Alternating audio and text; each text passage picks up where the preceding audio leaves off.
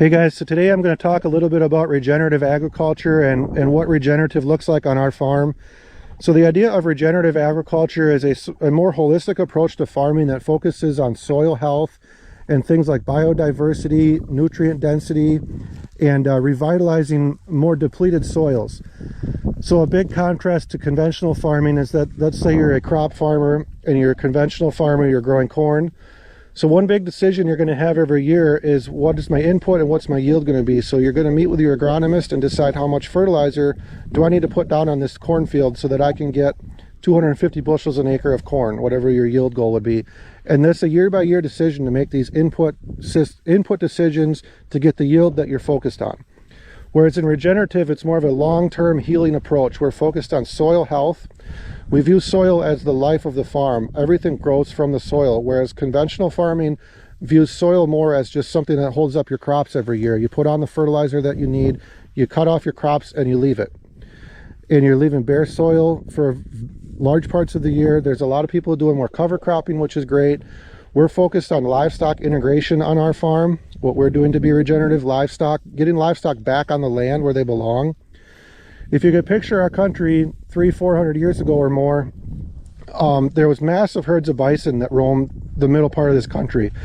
When Lewis and Clark came across the country on their big expedition, they wrote about finding grasses so tall that they could tie the grass in a knot above their saddle horn on their horse.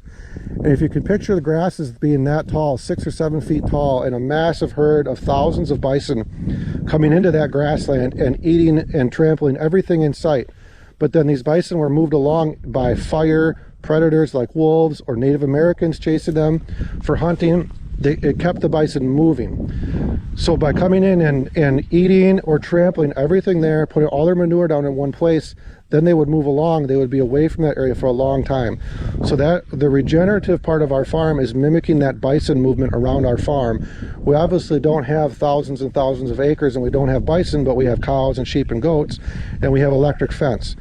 So we can work with nature. We can mimic what nature did with the bison on a smaller scale on our farm with our animals, which are essentially the same as a bison. They're ruminant animals, so they eat grass and they thrive on grass. So we're able to use them as a tool to move them along and improve our soil health, improve our plant diversity, our plant resiliency, our soil resiliency, drought resistance. All these things are improved through regenerative agriculture and regenerative grazing. So that's a little bit of info about regenerative grazing and regenerative agriculture. If you have any more questions about it, feel free to ask. Obviously, I like to talk about this stuff, so I'm always happy to make more videos and tell you more about it.